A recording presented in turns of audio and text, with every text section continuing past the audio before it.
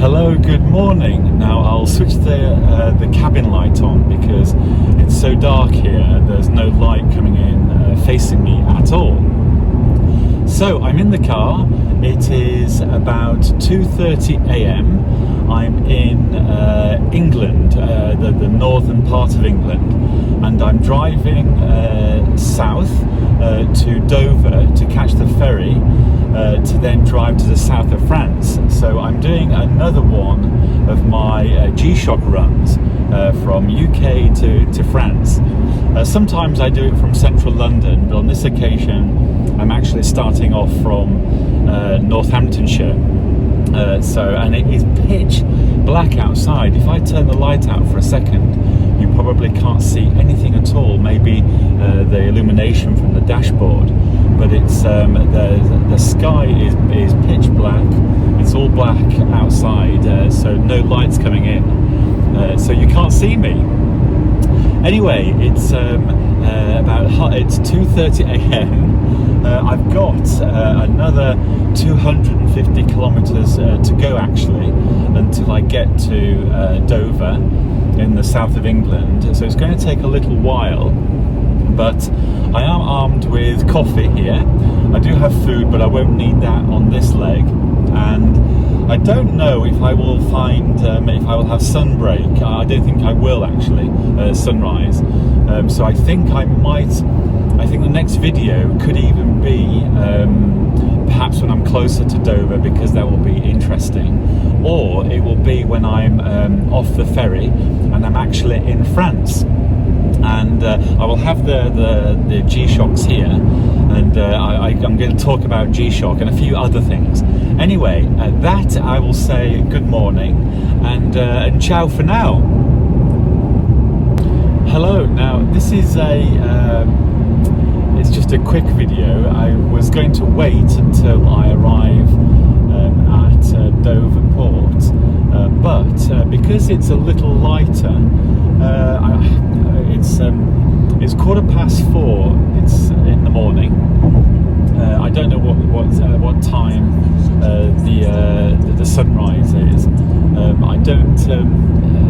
I think it's just pollution that's filling up the area, and the fact that you can see me now. This is just the lights from the street lamps and the industrial state environment I'm going through. What do you call it? Industrial state? It's an industrial environment, and so I'm only about an hour away from Dover, and been driving about 2 hours. I have a coffee, but I haven't started drinking it yet because I don't want to risk needing the loo, which can often happen. I know that when pilots are flying, that they never have a coffee or a hot drink within over an hour before they land. It's always that they will start to have it. They have a coffee, but at a time that's less than 1 hour before they land, so that they don't have a problem with the bathroom, which is you've got no idea. I haven't had a coffee this morning. It's 4:15 in the morning. I've been driving 2 hours and or thereabouts, and I'm really ready for a coffee. And I've got about another 18 hours drive. Another 18 hours until I actually get to the south of France, where I'm going. So that's this is a long journey, but I quite like it, and so that's why I've come equipped with all my G-Shocks, and I may have a few other watches with me. I'm just watching the traffic here. I may have some other watches. I mean, I'm sure I do actually, but the one box I grabbed is full of my G-Shocks, and I was thinking, like I did last time, as I'm driving down, I was able to pick them out and show you, and I think that's I don't know what I'm doing, but I imagine that some people might find it interesting.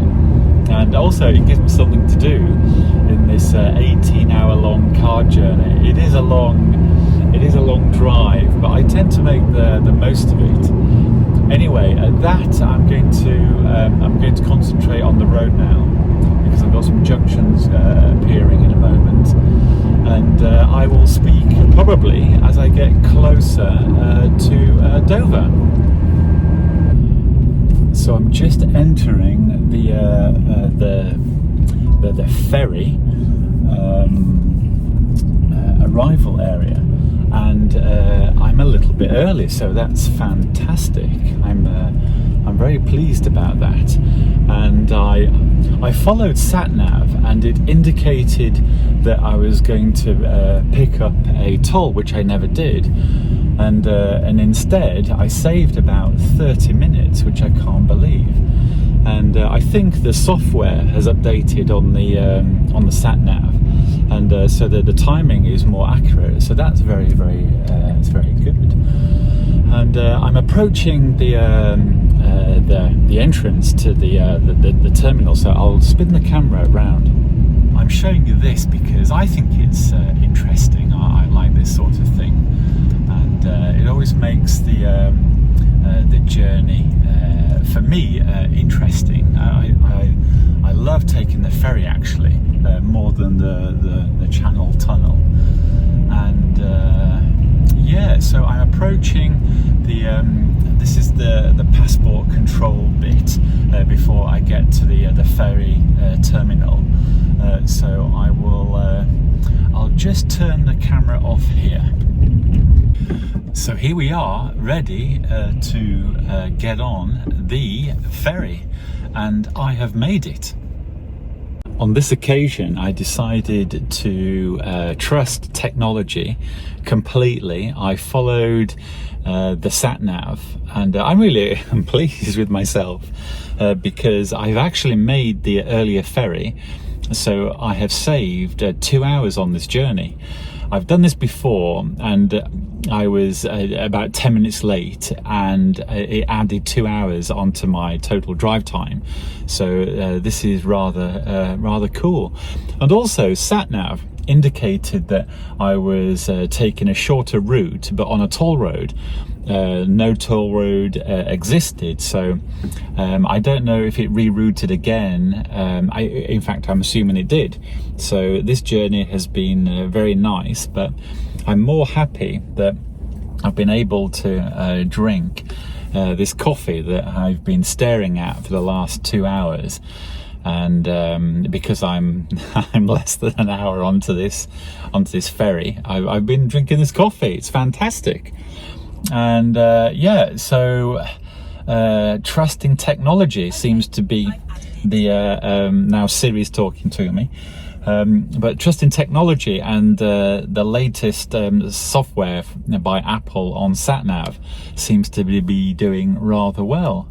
Gosh, I'm really pleased I've saved 2 hours. I feel very happy about that. But when I get onto the ferry, obviously I'm going to have a break for an hour and a half.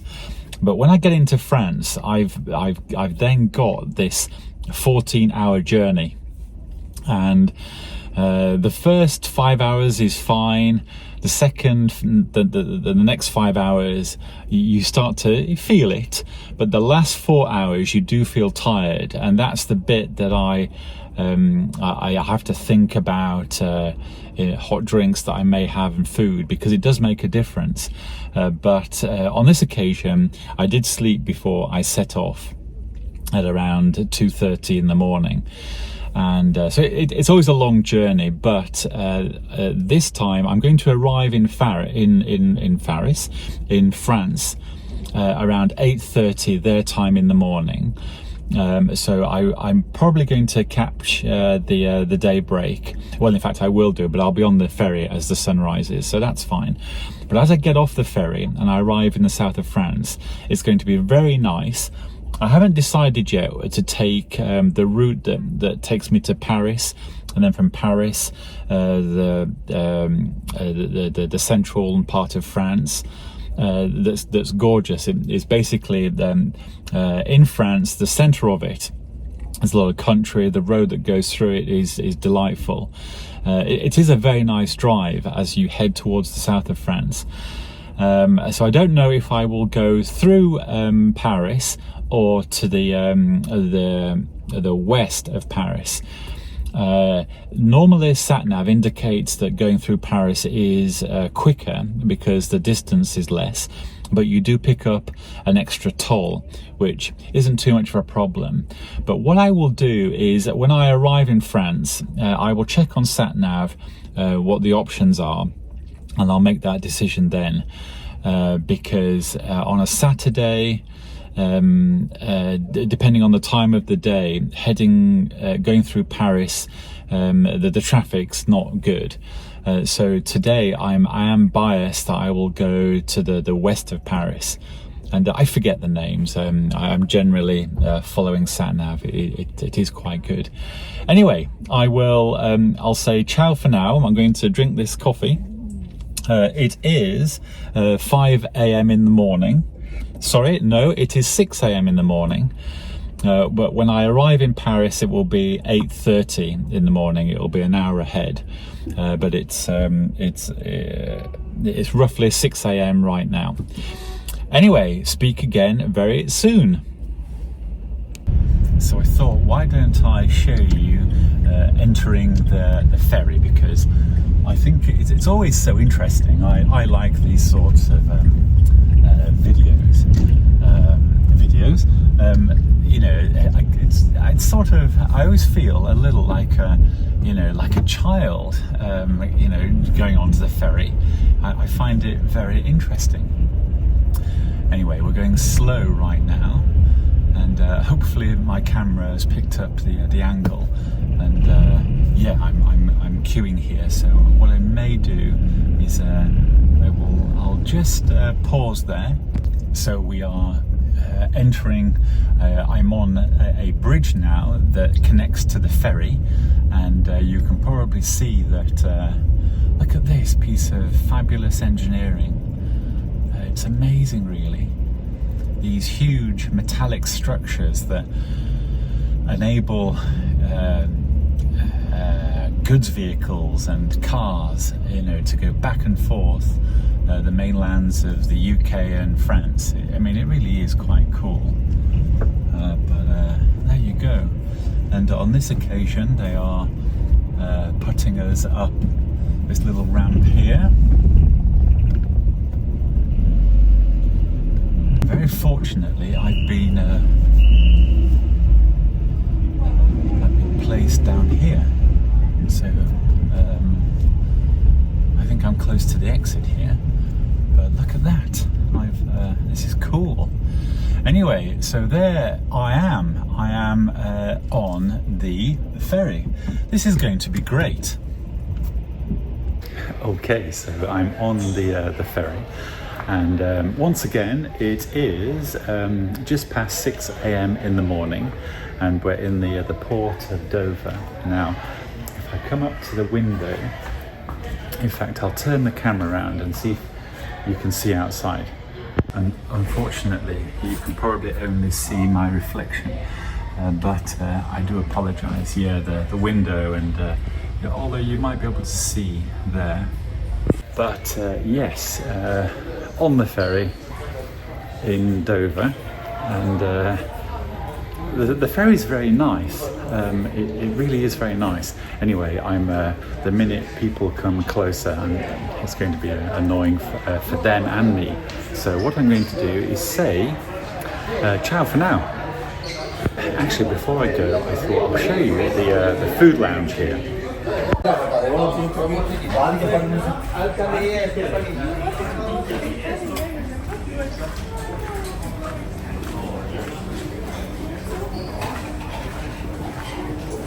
So I wanted to show you that bit because it's quite nice, and as you can see, we've got the duty free here. Anyway, that's probably going to be it. I'm going to chill out now and get ready for the crossing, and I'm probably going to I might get breakfast, but I actually have something in the car, so I don't know. But what I may do is grab a coffee at the end for the beginning of the journey in France. So I said I wasn't going to film anymore, but I've just come out onto the back of the ferry, and we've still got some trucks coming on. So I don't know if you can see those. You can from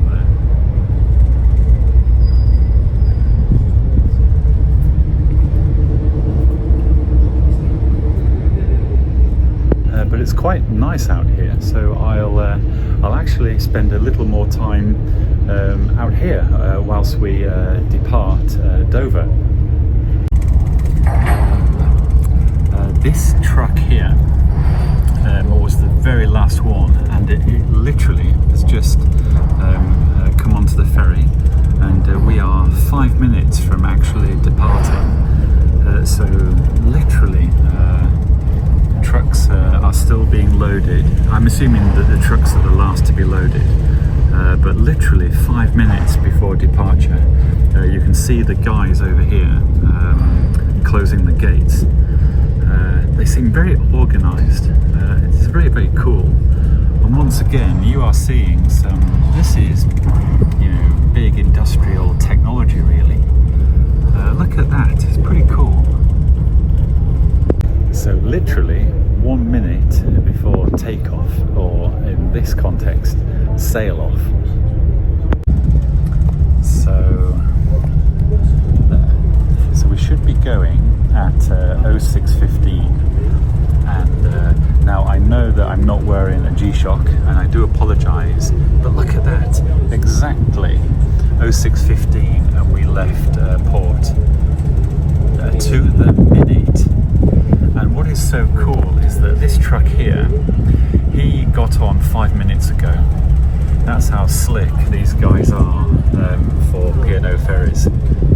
That is pretty cool. Look at that. And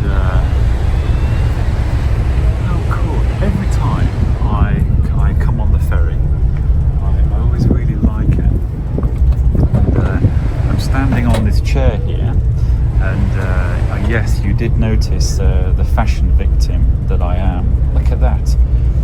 I don't even know what these are, but they're very comfortable when you're driving a motor vehicle. Anyway, we are leaving Dover Port. I mean, to the minute, literally the published information was at 06:15 we would be leaving. Takeoff would happen, and sure enough, to the minute we left at 06:15. That is very, very cool, isn't it? And I don't think we have daybreak just yet. I haven't had time to check and see what the Apple Watch says, but I think what we've got here is light pollution. But daybreak should be soon. But I wanted to capture leaving the dock. How cool is that? I have actually done this journey a few times over the years, and every time I come to the back here and watch the ferry leaving the port, and I'm always reminded of the industrial engineering, the civil engineering that we have here. Now, of course, this port was probably built decades ago, but look how it works. And once again, to the minute we left that port with this truck here arriving 5 minutes, literally 5 minutes before we left the dock. Imagine the organisation that has to happen, for that to take place like that. And we spin round. I'm in the outside seating area of this ferry, and for some reason we have a very mild temperature today, so it's actually nice and warm, even though there's a slight bit of rain, but it adds to the general aesthetic of this place. But look at that, I thought that looked so nice. I thought I'd show you me standing on the back of this ferry like an idiot. You have no idea how embarrassing it feels sometimes when, you know, people are watching you thinking, who's that idiot with a camera in front of his face? It really does take some pride swallowing siege, believe me. It's anyway, so one of the, I don't know if you can see that, we're leaving the entrance to this port entrance here, and anyone that's familiar with this port is probably going to recognise that.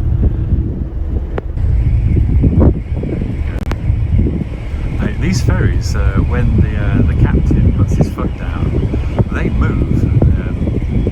I bet we're at 15 knots, 20 knots, and I bet we get up to 30 knots, no problem. When we start to, right, so we've left we're just leaving the entrance to the port there. There we go, and you can feel he's put his foot on the pedal, and we are moving. We are off.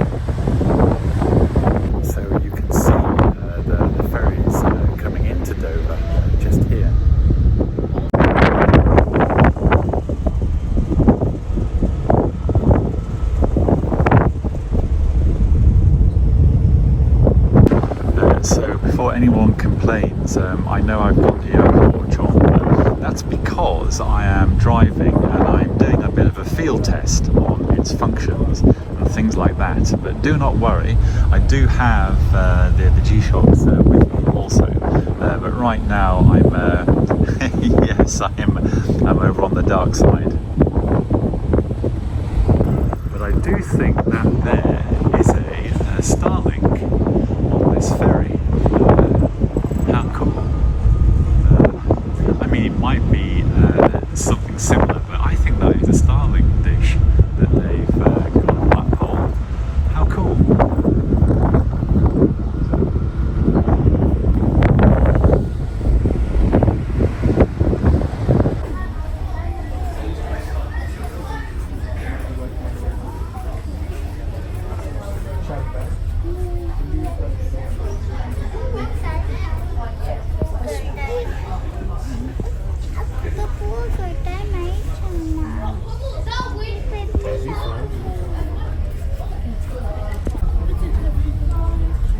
Just coming into Calais. So on the ferry, and we are docking, and I thought I'd show you some of my preparations for journeys like this. So I thought to myself, why don't I show you the life support system here. This is part of the food that I've got to accompany me on this journey. So we are off, and I do find the disembarking and also arriving so interesting. And I always think to myself, look at this heavy engineering here. It's so cool. This ferry just does its job, no problem at all. And here we are, where I'm about to touch. Sorry for the noise, it's the vibrations from the grip on the. It should stop now. There we go, and we're about to touch French soil. We are now in France, so it's very nice. And I need to concentrate just for a moment whilst I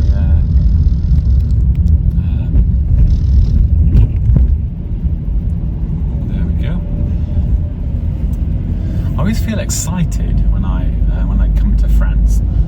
I don't know why. I suppose when you travel anywhere, you have that feeling of excitement, but I do like it for some reason, and I suppose it might be a sense of a accomplishment, maybe. No, I don't know, but there you go. Anyway, exiting the ferry.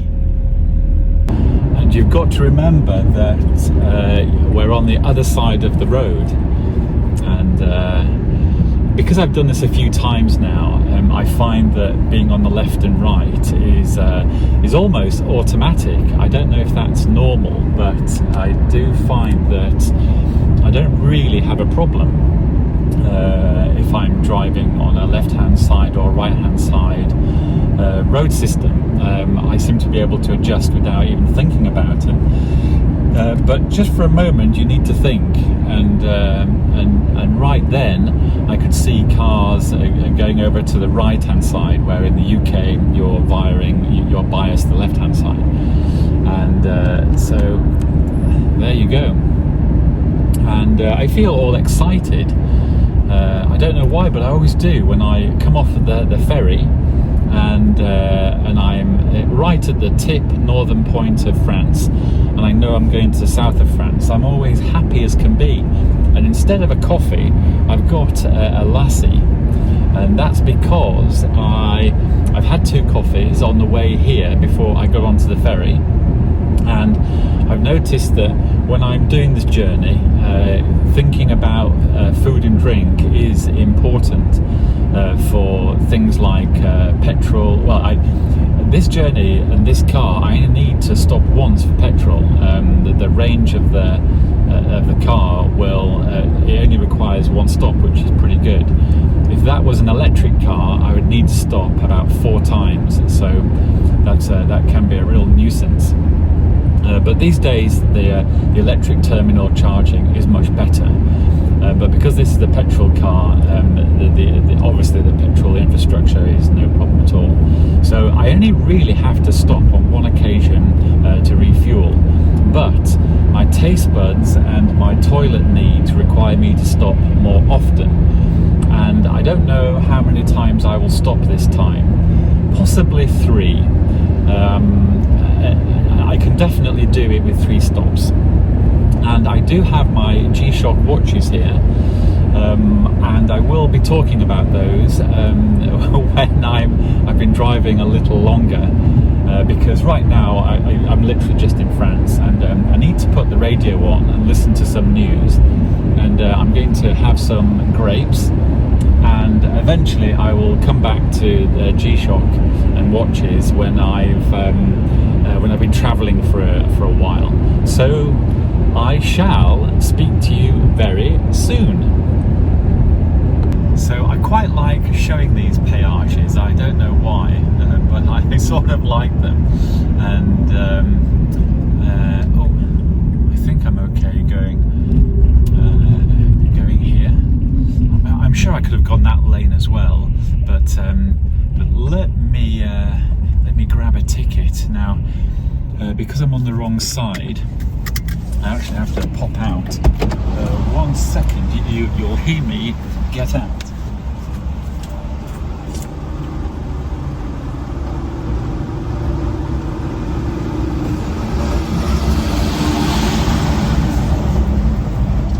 Okay, I've grabbed my ticket. It's one annoying thing. You would think that they would have the machines either side for the right-hand drive cars, but they don't. Anyway, there you go. This is the first péage very north of Paris. Okay, so I've got my ticket for the péage, but what was so interesting is I saw 50p on the floor. Some British person had dropped 50 pence on the floor of that péage. Anyway, we have here the Frog, and now it's on my wrist, taking the Apple Watch off. Many of you are going to be pleased that I do like having a analog watch on the wrist, and in particular this Frog. I do like it. It's so clear and visually very, very clear. You can imagine wearing that, glancing down, and even when it's very dark, you can. I don't think it's the luminescence. I think it's the configuration of the hands against the dial. But even in very low light, you are able to see the time still. So this is the Frog, and I do really like it. But I think what you might be interested in is I do have a couple of others here. I actually have a few here, but I basically put my hands on the first watches that that my hands came to, and every time I open my box and pull the watches out, whenever I put the TFG in my hand, I always think that is just so cool. And I was chatting to someone recently, and they had bought one of these in almost new condition, I think from Japan, and I think he said he bought it himself for Christmas. And I thought to myself, this is such a cool gift, a Christmas present for yourself. It's really cool. Now I know that when I talk about this and you think of a gold metal G-Shock, you might be filled with horror because it might be too garish. But whenever I wear this, I never mind. I always really like it, and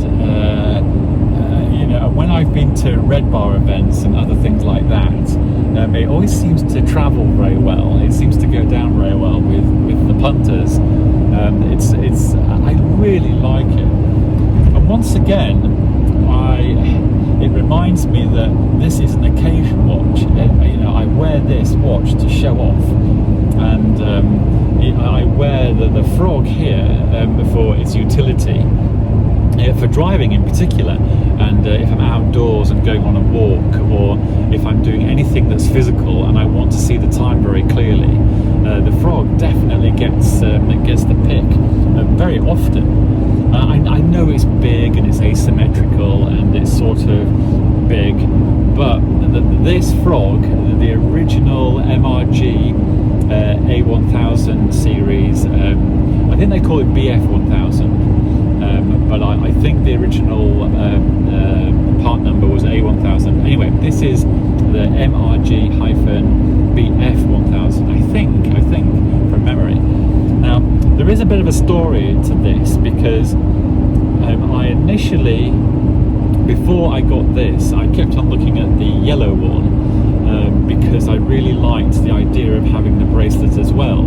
But then I thought the colouring of this was better than the yellow one, because the yellow one does have, it comes with two straps, the yellow strap and the bracelet, and lots of the images that you'll see with the yellow strap, and it looks a little loud, but in the hand the yellow is a much better colour than you realise. And also that bracelet would match this perfect as well, because even though the lock button is gold, which would match the yellow on the yellow version, the MRG on this dial is in gold, so it would colour match. So this watch and the yellow watch would go together perfectly. So I'm sort of annoyed that I didn't get the yellow one also. I think this is my preference over the two, but I think you've got to get both of them. I think you need the yellow one as well, because it would match this one perfectly. So that's a little idea on my mind. I do think I need the yellow one. Anyway, back to the Gold Beast. Now, ask yourself, someone wearing this at a Red Bar event, or at any event, or in a business meeting, what are you going to think? What are you going to think of the person wearing that in a business meeting? Because all that says to me is, I see. It means you're in charge. That does not say anything else. It simply says, I'm so in charge. That's all it says. It doesn't say, hey, I'm big and gold. It doesn't say, hey, I'm big and brash. It doesn't say, hey, I don't know what I'm doing, I'm wearing something terrible. It doesn't say that. Wearing this watch says I am IC, I am fully IC, I am in charge. That is a Donald Trump G-Shock. I don't know what people are going to think to that.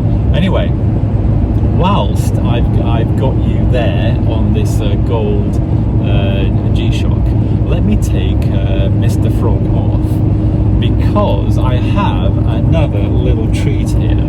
You see, with G-Shock, we don't do things in halves. I've also got the black dial version, and I think this is the GMW-B5000 GD-9, denoting that it's no, I forget, I do forget. Anyway, I think you can see what's going on here. I've got the positive dial and the black dial, but the black dial is this is all polished. It's polished all over the place, apart from the sides of the links. They're brushed. This bad boy is brushed all over the place, and it's only it's only the bezel parts at the side that are polished. It's almost the inverse of this. I think I would have to have a look again, but look at these two. Now, some people are going to prefer the black dial because it looks so good with the gold. I mean, I think you can see that. Doesn't that look nice? So you would be forgiven if you prefer that over that. But for some reason, I prefer this positive dial here than this black dial matte. Although I can really understand why somebody would prefer this. But I'm just so pleased that I have both, because I know that many people are going to think, hold on Stephen, it's the same watch, the only difference is that the dial is black or positive, negative or positive. But because this is brushed majorly, it's brushed mainly over the whole watch, and this is polished, this brushed effect with the black dial makes it feel different when you're wearing it. It is more muted, so this is probably, some people might consider this to be more wearable because it's just less shiny. This is definitely in your face and shiny. I think the positive display on this looks better than the negative display here, although I do like the negative display. I mean, I do like both, I really do. In fact, I haven't worn this for a while, and now I've got these two on. It's kind of so cool, isn't it? Look at that. Can you imagine if someone could, see me driving down the road, wearing these watches? They must think, who's that crazy person? Well, this crazy person is a person that can wear two gold full metal G-Shocks and get away with it. This one says you're IC, this one says obviously that you're IC, but being double-fisted like this can only mean that, actually, it can only mean that you've lost the plot, because you're just going over the top here. But I'm wearing these two for the purposes of this video, entertainment and high-level information, wristwatch information, and I'm sure many of you will understand this. Anyway, that I'm going to fiddle about. I want to listen to another business report, and I shall come back to these bad boys. Okay. Do you know, compared to the Apple Watch, that feels like it feels like you're wearing a watch. I know that some people might consider this a digital watch. It's close to an Apple Watch, you know, they might think that, but this Apple Watch is something different. So this is an extension of your smartphone, of your iPhone, and it does lots of things that so the main reason I wear this is for utility, and because I use lots of functions on it, but I have a very different feeling when I wear this to when I wear this. When I wear this gold G-Shock, I am definitely feeling that I'm wearing an ornament,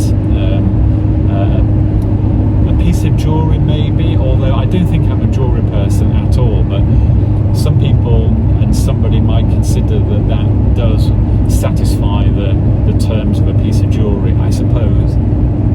It does have utility also. It is a watch, and it has a stopwatch, and it has an alarm.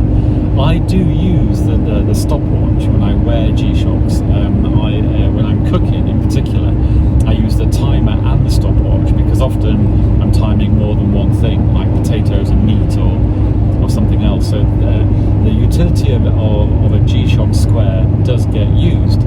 So I just want to make everyone comfortable. Not everyone. That is not the same as that.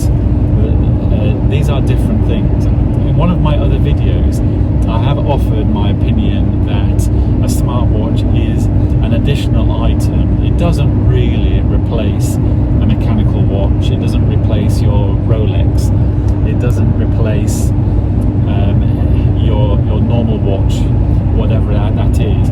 It certainly doesn't replace a G-Shock either. This is a different kettle of fish to the smartwatch.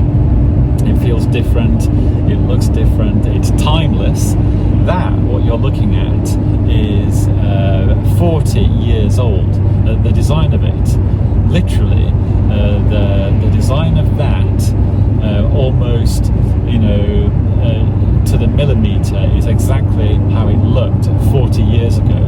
So that is quite interesting, that the design of this is still relevant and current today. This was designed because it hasn't really changed from the very first one, and I'm trying to remember the year. Was it 2015? No, it's about 10 years ago, so 2014, 2015. So you are looking at 10 years. That was designed, actually, that's very interesting. I've just thought about it. That is 10 years old, the design of it, 10 years. That is 40 years old. So it's only 4 times longer than the smartwatch.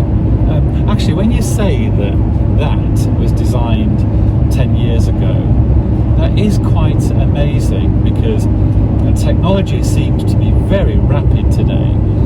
Things go out of style and design very quickly, and this is still in style today, and it's 10 years old. The G-Shock is 40 years old. I mean, this is 4 decades. That means that this design is probably going to be around in another 40 years' time. Another decade, this will still be relevant.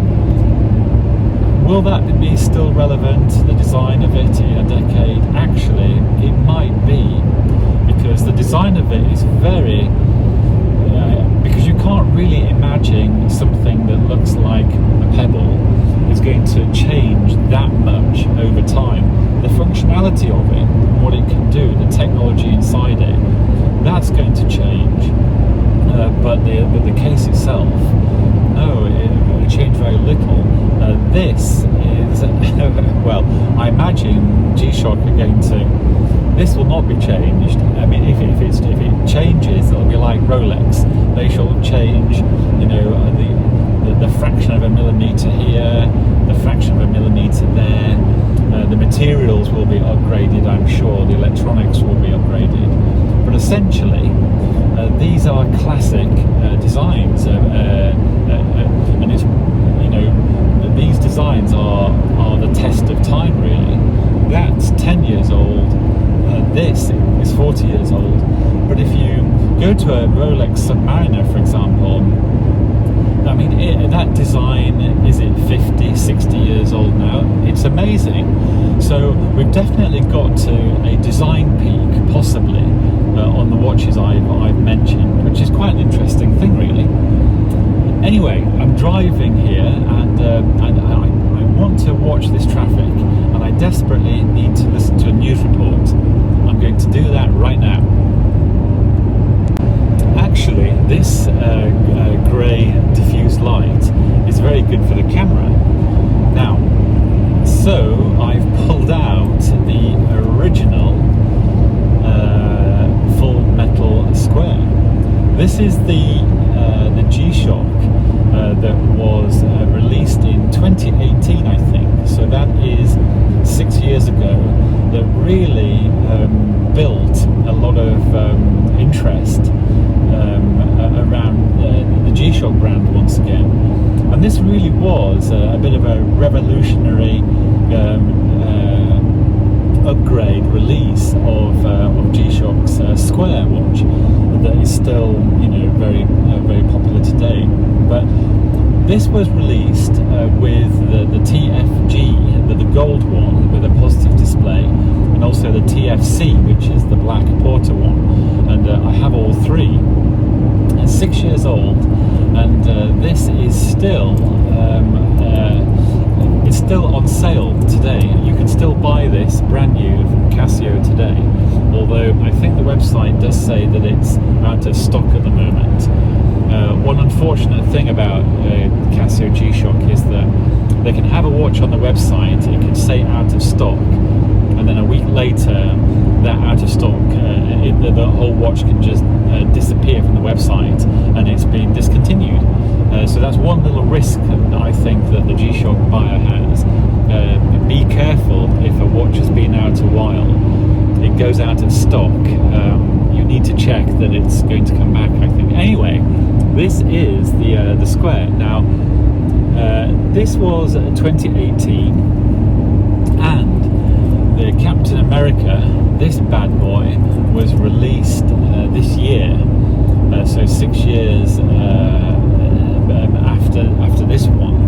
And so the main difference between these two is that this has the Captain America has gold detailing.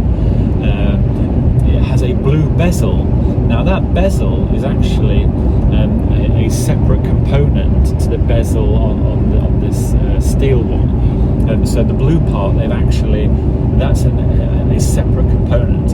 It looks like they could have simply painted this one, but they haven't. That blue thing is actually a separate component. And of course, where this is black, this has the gold detailing. So this Captain America, and it has some gold items on the bracelet. So this is quite a unique. It's a very pleasant thing, actually. I do really like this Captain America, and I think if you are a big collector, this is probably one that you do want in your collection, because I don't think this is because I think this really is limited, and I don't think it's available anymore. And I think someone did tell me they only released 500 of these. That sounds so few for G-Shock. If there's only 500, I mean, that's minuscule. It's like another brand releasing 5 or 10. That is such a low number. It's a small. 500 G-Shocks means hardly any, because that divided by all the authorized dealers around the world, that is quite shocking. Anyway, there's the silver, and there is the Captain America, and I hope you can see this one. I'm going to put it in front of the camera again. There you go. It does have the module number. I think is different to this one. So that sounds like the module has been updated, or the liquid crystal display is slightly different. Now that might be it, because I would say that the hue on that display is slightly gold. There is a gold hue to it to match the gold detailing compared to this. But I could be wrong. It might be the shade of the gold colour, but I don't think it is. No, I think that has a gold hue on the LCD display, on the positive display. And I love the fact that that bezel is a separate component.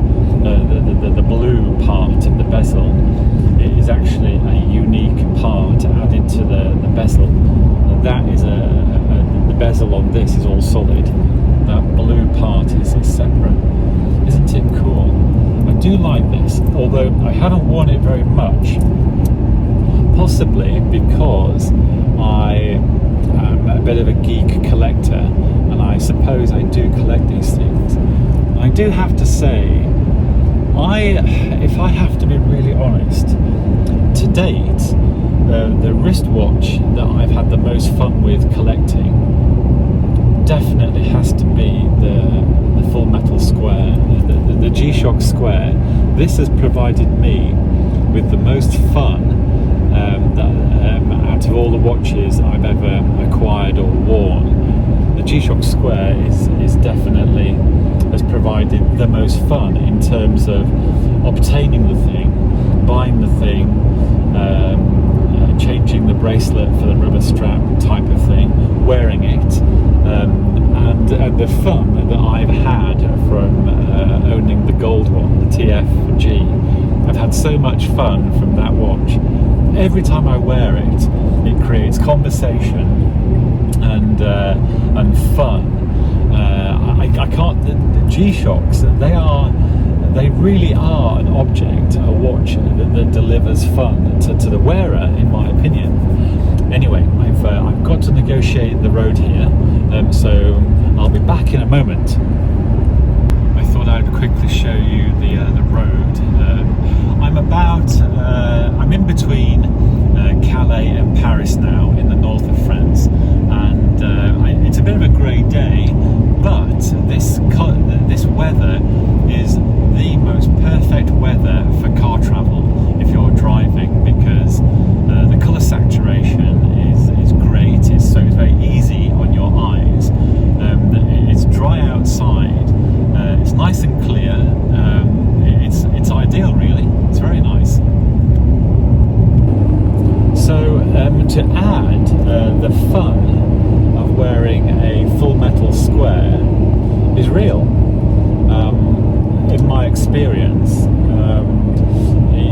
waiting for G-Shock to make these things and release them is fun. The Full Metal Squares, even though they're expensive, they're not breaking the bank just. The MRGs, they will break the bank.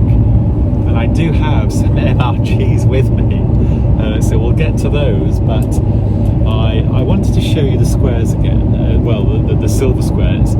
I also have the cornflakes with me. I might not be able to put my hands on those though, but I do have the gold cornflake and the silver cornflake, and I do think that they are a very special watch. I really do. Anyway, I shall come back when I've thought about possibly, because I've been driving 2 hours now. What time is it? Okay. Yeah, it's roughly 2 hours. I think I'm about 2 hours from Paris. I'm going to enjoy this journey today. I can tell, because I saved 2 hours with the ferry. The journey's been lovely. The traffic's lovely. Okay, the traffic around Paris is going to be horrible, but it's less horrible potentially on a Saturday at the time I'm going to get there. Actually, no, that's not a good time. Okay, I am bracing myself for some horrible traffic around Paris. I was going to go to the west of Paris, but the sat-nav said it was going to be 1 hour longer minimum, and I thought, I'm not going to chance it today. I'm going to do the Paris route. Paris route is probably my favourite, because for some reason I just like driving through the centre of Paris. It's really nice. But just think, when I'm at Paris, I'm only at the beginning of my journey really. I have another 10 hours when I'm in Paris. And then, but it makes me think, when you hear about people complaining about journeys, the other day I was listening to someone and they were complaining about a 3-hour car journey, and I thought, a 3-hour car journey? That's a blink. Three hours in a car for me is a blink. That's like going to the corner shop. It's a blink. It means nothing. And I thought to myself, hey mister, have you ever tried like 5 hours or 10 hours? And I imagine they would think that would be impossible. And I thought, we're still nowhere near the G-Shock level of 20 hours, which is the maximum range that I can do.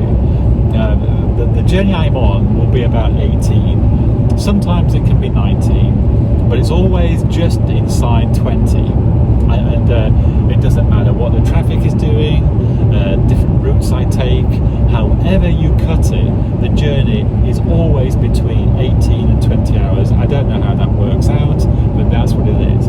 But today, because I feel so good about it, and I've been drinking mango lassi, I've got a feeling that this journey will be 18 hours, so it's going to be very nice. And the other thing that I didn't mention, one of the reasons that I'm going out of my way to make the videos right now is because this light is so good for video work and for showing these watches, so that's the reason that I wanted to show you.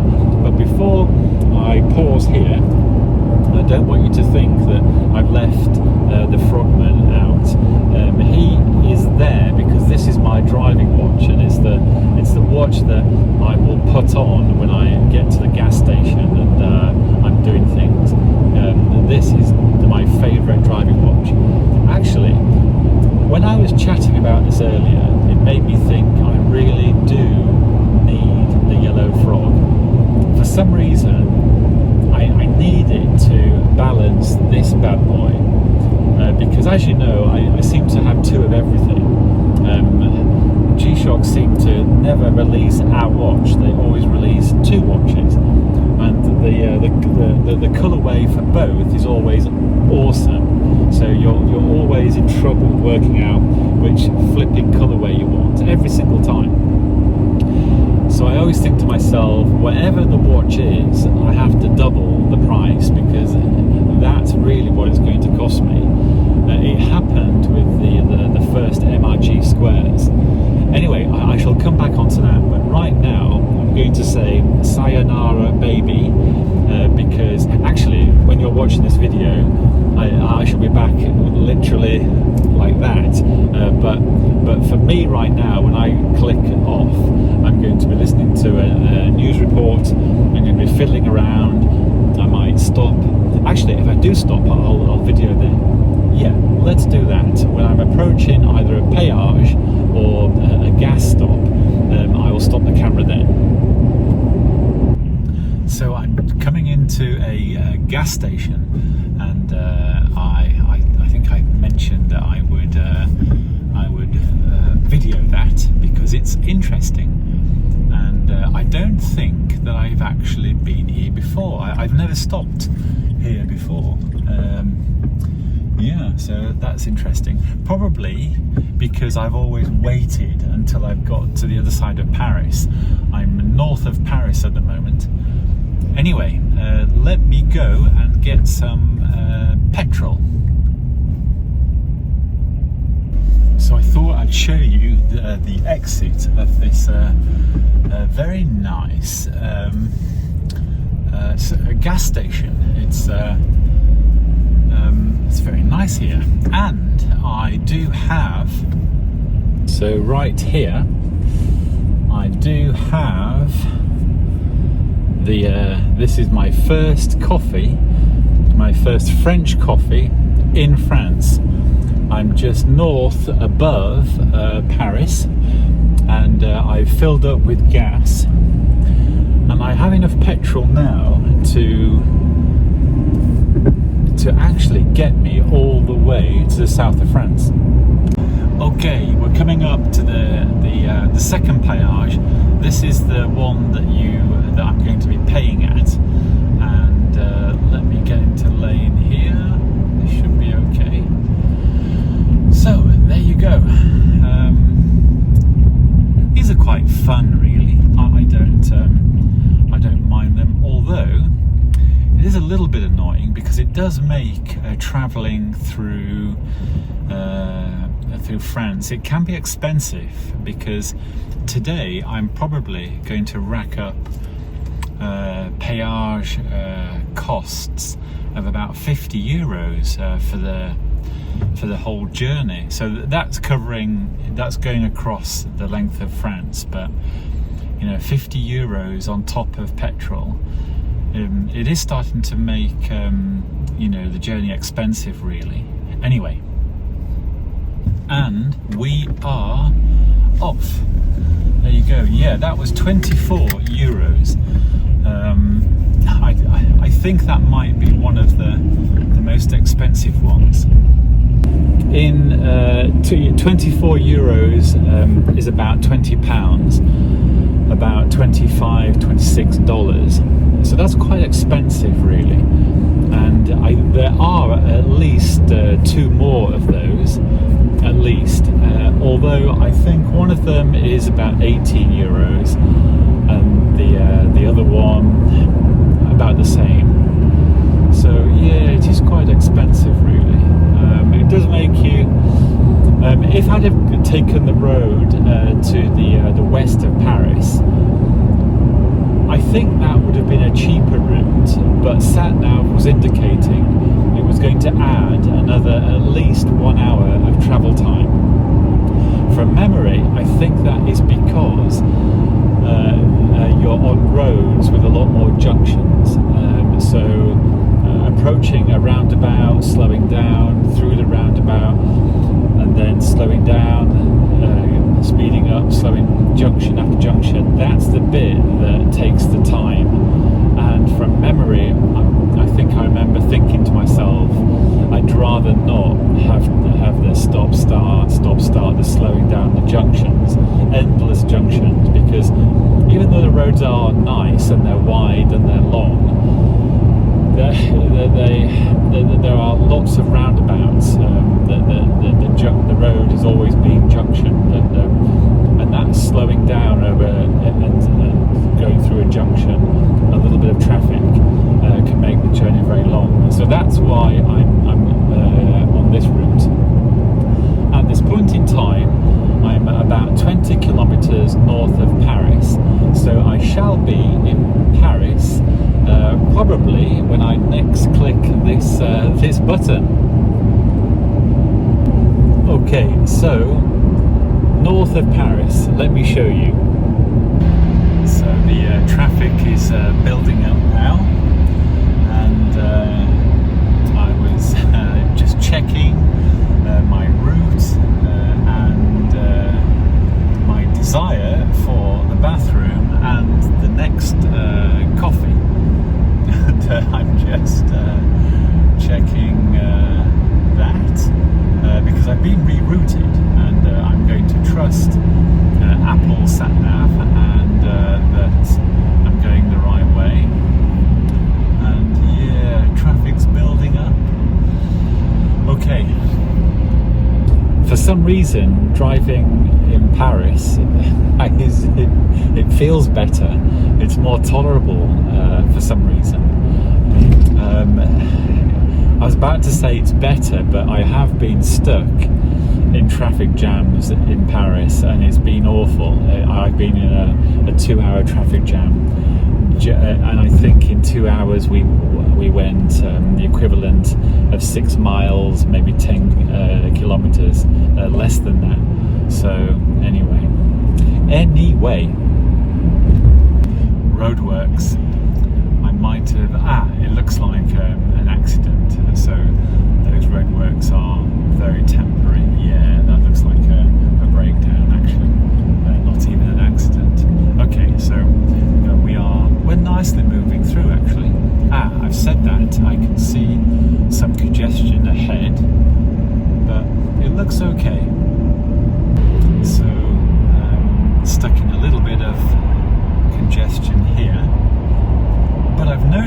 that it's taken me on a different route. Normally at the upcoming junction I veer to the right, but on this occasion I'm veering to the left. Now there is a chance I've been this particular route before, but I was looking at sat-nav thinking, yeah, normally I veer right here, but I'm going left, so that's quite okay. Let's give it a whirl. It is interesting. This is definitely a different route I'm on now, but of course there are going to be many roads through a large city. It just happens to be that I haven't been on this one before. Quite interesting. This is very interesting. The speed of the traffic is a very constant 30 miles an hour. We haven't been slower, have not been faster. It has just moved quietly along at 30 miles an hour, which is great actually. And look at this cool guy on this motorbike here. So cool. I do like motorbikes, I really do. He's just cruising along, having a nice ride there. Just want to add about manual cars. Look, I know that many people prefer manual cars over automatic transmission. I know that people like to drive cars with a gearbox. And in the past, those people that choose a manual car, when I've been a passenger in the car they've been driving, I've thought, oh, they're not even a good driver. Why on earth do they want to have a manual transmission when they're in the wrong gear? Anyway, that's just my opinion. But I do find people that like manuals, they tend to be people that should not be driving a manual car. They should have an automatic gearbox, a computer, a clever machine, sorting out the gear that they need to be in. Anyway, this manual car is absolutely great. I like it. It's very economical, this car as well. Very. I mean, I suppose I probably am an economical driver, but it's nice. Anyway, let me spin the camera around. Just like that, through the centre of Paris, and yeah, that was pretty painless. That was a very smooth journey actually. Yeah, very good indeed. And I feel very happy, and I'm enjoying this journey. And I was just thinking, I am approaching a dilemma. The dilemma being toilet break and coffee break combined. And literally, I just saw a McDonald's sign. Oof, I haven't had a McDonald's for a long time. When I say a long time, I'm talking many months. And I've always thought of fast food like McDonald's as a treat. I don't think that's really food that you could live on. It really is more of a treat. And I saw that sign and I thought, oh gosh, a burger and fries with a lot of salt on right now would go down a treat. Oh gosh. Okay, so guess what I've got here? The TFC. Now this was released when the first Full Metal Square Silver was released. So this is the GMW-B5000 TFC, also known as the Porter, because when it was released it came in a Porter bag. And it's DLC all over the watch, and it has the thin red line, not the MRG shimmering thin red line. The thin red line on this is more muted, like the original. Now, the DLC, it looks like it's black, and when I pull in the B5000G, at first glance you think, hold on, it's the same colour, it's the same watch, but DLC has a silver hue. This all blacked out version is much more black. It might not seem it on camera, but this one is black, and then the DLC is just black. But together, up close, you can tell this has a silvery hue, and when you're wearing them and in sunshine, this one definitely has a much more of a silver hue. In fact, you might even be able to see the differential just there. You can look at that. The one thing about an overcast grey sky is you get this lovely diffused light for filming watches. So there you go, you can see the DLC there. Look at that. It's very it makes the watch feel very different. Now, nothing is going to compare and beat this thing. The TFC, the Porter, the original full metal Porter in the colourway of the first original square. This is it. This full metal here is the watch that reminds you of what it's all about. And someone has reminded me of the actual value of this today. If you can find a brand new one of these with its original Porter bag, with the stickers on, i.e. it really is brand new, you're going to be looking at $6,000. Easy. I have seen a brand new one of these for $9,000, but I think that was a scalper, and I think he must have had 2 or 3 of these, and one of them was at the $9,000 to set the high watermark. So, but I think today a G-Shock enthusiast collector is definitely going to be paying between 4,000 and 5,000 euros for this little bad boy, brand new. Now, months later, it could have been a year later, they did bring out the inevitable black version, which is the B5000G. Now, this isn't the this one, the watch head, actually came on a rubber strap.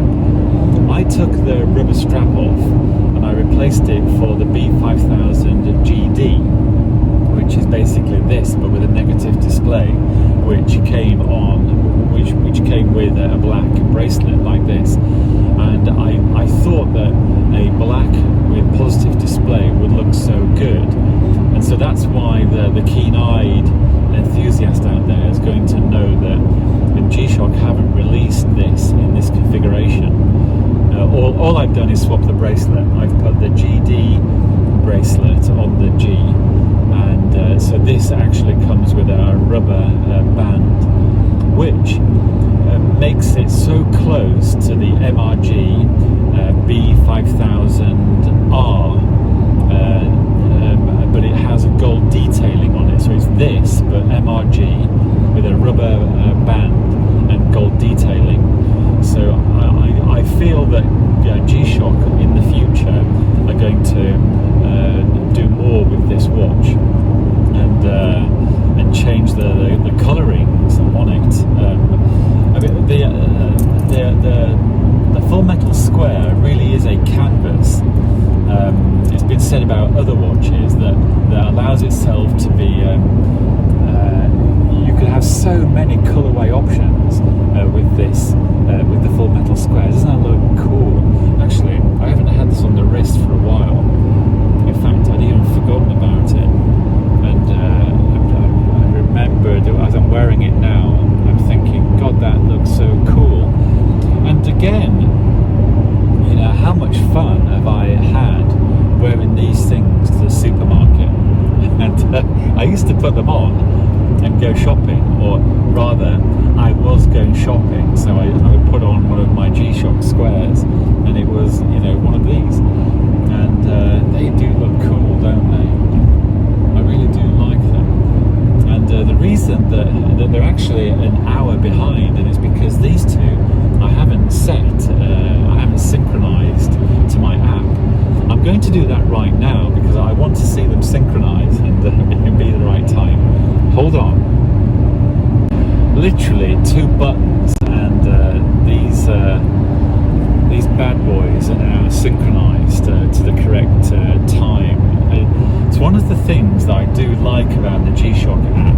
I know that, basically that's like saying it aligns itself with smartwatches, and these things are, I suppose some people might consider that they feel a bit like a smartwatch, but anyone out there that has a smartwatch and has a G-Shock full metal square is going to tell you that they feel completely different when you're wearing them. Once again, this feels like a proper watch. I was about to say mechanical watch. It feels like a proper old school digital watch. I mean, I suppose that's obvious, but it feels like a proper thing. It feels like you're wearing a timepiece. I know it's digital, but the engineering and the construction of the case and the bracelet and the very metallic feel of it and the weight of it does remind you that it's a proper watch. Well, I mean, what's a proper watch? I mean, I suppose anything that you put around your wrist and tell the time from it. But these are, G-Shock. They are a thing that the collector and enthusiast is really going to like. I find that every person that likes watches will, even if they don't like these G-Shock squares, these metals, they tend to be interested in what they are and what it looks like, and they're always interested to take it off my wrist, or to have it in their hand and to play with it.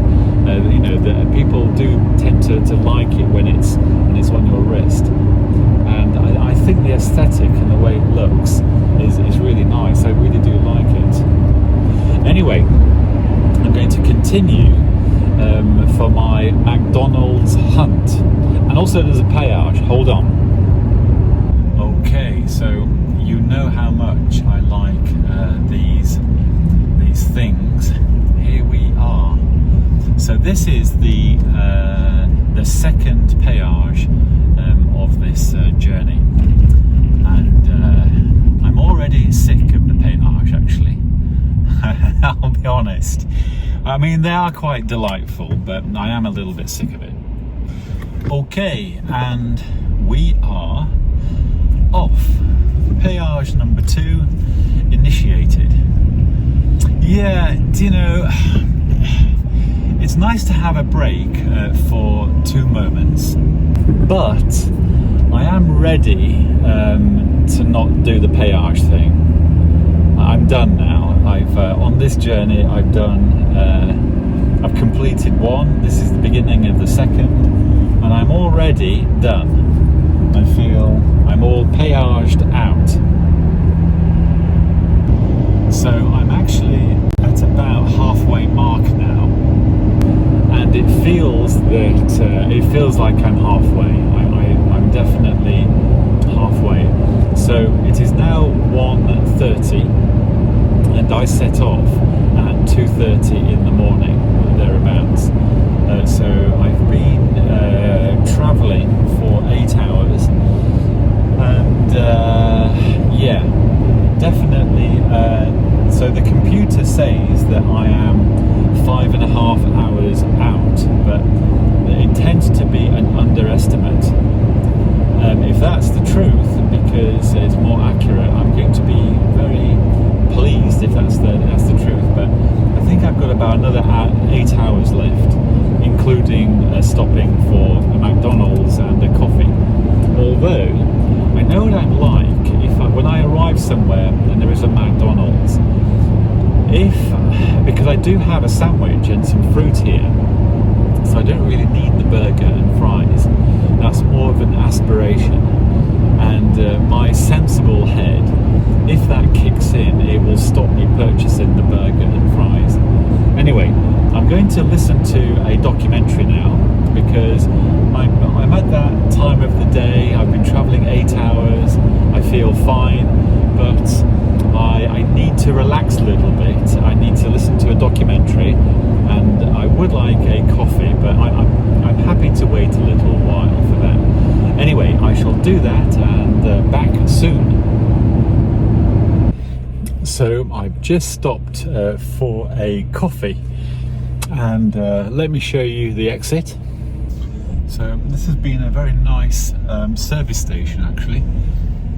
This is a very nice one, and instead of the burger, I had my pre-prepared sandwich.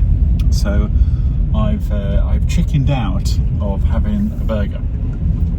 Now I'm not taking it off the table, I just haven't had it yet, and so I'm just starting to feel a little tired, because I've been going 10 hours now, I think, or 11 hours, something like that. So I think yeah, got a few more to go, but we've got daylight now. I think everything through the daylight is going to be fine. It's when it's dark I will get tired. The last few hours is always a tricky one, but I'm doing very well, so it's going to be absolutely fine. But anyway, I thought I'd show you the exit of that service station and my coffee. Planning these things is the key to success on these journeys, and it's very good. Actually, the coffee's good also. It's very good, actually. Yeah, it's so interesting. Every service station, every coffee tastes completely different from the last one. This one tastes like it's stronger, and perhaps they did use milk in this one. But so this is only the second coffee, so I'm doing rather well today.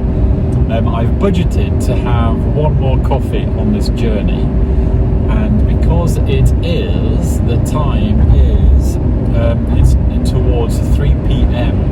Oh gosh, I've still got about 5 hours, although SatNav is indicating that I'm just over 4, but I doubt that. It's probably going to be about 5 hours.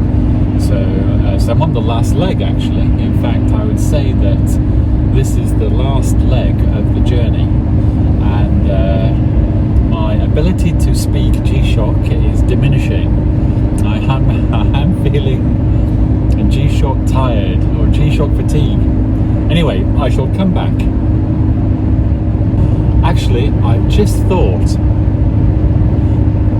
as time goes on today, I am going to get more tired, and also it's going to get dark. Not yet, but it's going to get dark, and because I wanted to fill this journey with information and images of G-Shocks, because I've got the coffee in one hand, my other hand is in between holding the steering wheel, and I can't do much else. I thought, let's talk about a watch-related topic, and the one that jumps to my mind is around the social media environment of wristwatches, the other YouTube channels, also watch prices, and in particular a little bit of price reductions that seem to be taking place amongst all the premium and mechanical timepieces. MRGs and G-Shocks do not seem to be going down in price. They really don't. So every watch except G-Shock seems to be going down in price. I don't get it. G-Shock seem to be able to put their prices up, and there's nothing that we can do. The MRGs in particular, my goodness, oof. One of new releases of the I think it's the MRG-B5000, one of their new, a 50th anniversary release. I'm sure I saw £6,700. Oof, that's €7,000 and maybe $7,500. I don't know the spec of it, but it looks very, the materials, so, you know, once again G-Shock is going over the top with materials engineering and that sort of thing, but my goodness, we're getting expensive there. But on a personal level, I've noticed Rolex prices, especially on the grey market, they are coming down, which is great, because I think that they were all too expensive. And I think there are some other brands, I'm going to name a couple, JLC, IWC. I think their prices have gone too high as well. When a brand hikes its prices, if it's 5%, you will notice it, but it won't be a backbreaker, it won't be a showstopper. But when you hike a price 30% over 12 months, 24 months, that's going to cause problems, because your consumer base, your fans, your collectors and enthusiasts, they're going to notice that, and they're going to do one of two things. Either they are going to think it's worth it and simply buy another, or they won't buy any more and they may sell what they have. It really is it's a very risky game to play, especially if you are an established brand. You've enjoyed decades of success, and then in the last couple of years you crank up prices, you know, at 30% and 50%. I think that's very risky, especially if you are not offering anything more that explains that increase in value, when it's simply, you know, a new reiteration of something that you've already done, and the price just goes up by 30%, 40%. I think you're going to hurt yourself. So when I see some popular brands struggle a little bit in the last year in particular, I am thinking to myself, well, it sort of serves you right, because you shouldn't have cranked up the retail prices. Should not have gone up the way they've gone up, especially if the product hasn't changed very much. Yeah, that is very interesting. I think there has been too much hype around the grey market second-hand prices of watches that have been able to attract premiums over retail. Many people could see that there was a bubble being created there, and every time when you have a bubble, it always breaks. It might take a year or two, but that bubble will break. And I did think to myself, this Rolex over retail price, I thought that just isn't sustainable. It really isn't, especially the pieces that would achieve twice and 3 times over retail.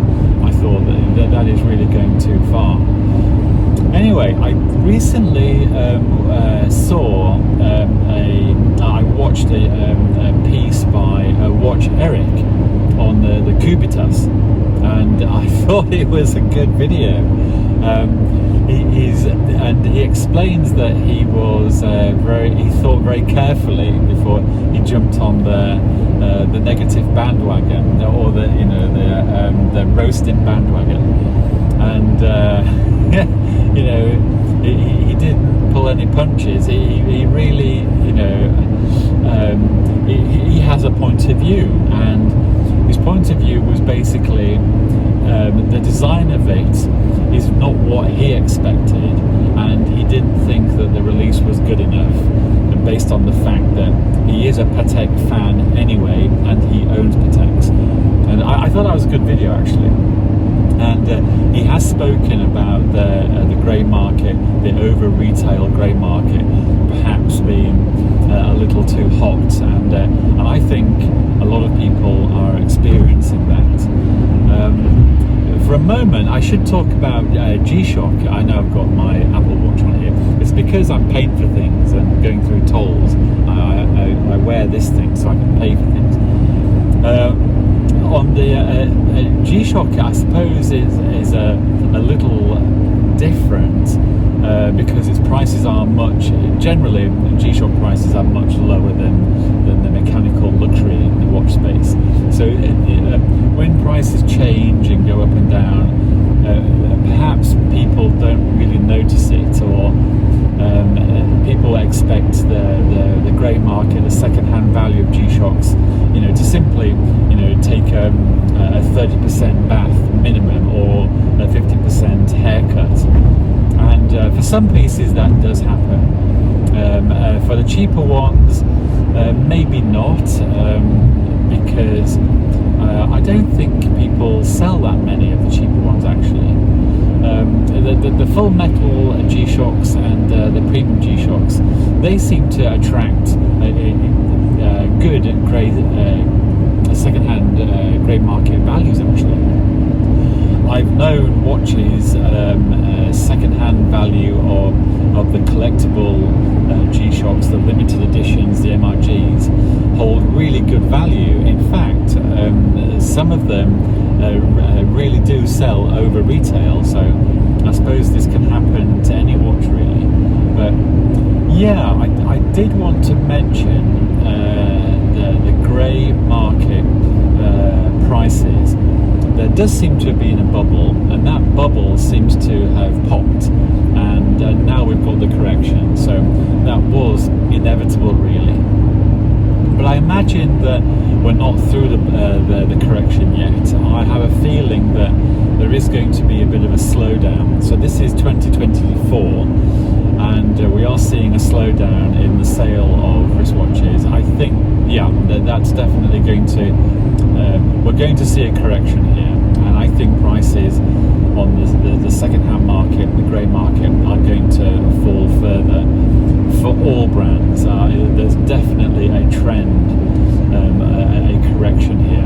I think the bubble of the 2020, 21, 22, that's definitely taken prices up, and they are going to come down. And there are some other economic factors that play into that. And also the market has it's very content rich at the moment. It's very I mean, if you are a consumer, an enthusiast, and you like watches, this is a great time to be a consumer, because there is so much on offer. There are deals out there, and so it's a great time for the buyer. That's not a bad thing, and the manufacturers will respond to that. It just takes cycles of manufacturing. So making a watch, from the design, from the drawing board to going out the door, the factory, it does take time, but we'll see a natural cycle there anyway. This bit of the video, I wanted to talk about the grey market. There is definitely a correction. The bubble that has been created, that's definitely popped. On the grey market, the prices are falling. I think that's a good thing, especially for the consumer. And I think the manufacturers will respond to it because they'll have to. Anyway, that I'm going to pause because I'm going to drink this coffee, and I shall have a quick think about what else I may talk about. I actually made a video. The title is something like, I want G-Shock to make an MRG King. And I still keep thinking about that watch. It doesn't exist yet.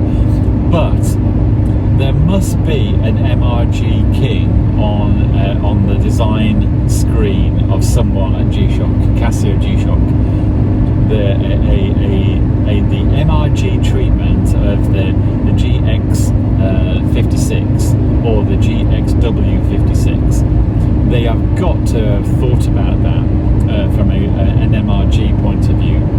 So when they MRG a G-Shock, basically they throw the kitchen sink at it in terms of the latest materials and the latest electronics, the internals. So they make the top of they just apply Swiss watch engineering in terms of the case and bracelet at the Casio G-Shock. And the King is that great big square that was so fashionable and popular at one time. Actually, it was fashionable at one time. It's less in fashion today, but it's still very popular with the G-Shock fan base. I love it, and I've had a couple, and I don't have them anymore, and I sort of regret it, but I don't regret it if Casio is really going to produce an MRG King, because it's going to look amazing. That great big digital watch, just thinking about it, I think they've got to make it. Now I imagine they would be I imagine the release would be on a rubber bracelet, because it's a rubber bracelet, rubber bezel watch today. But they could very easily stick a metal bracelet, and I think straight off the bat it will definitely be titanium, because it's a large watch anyway.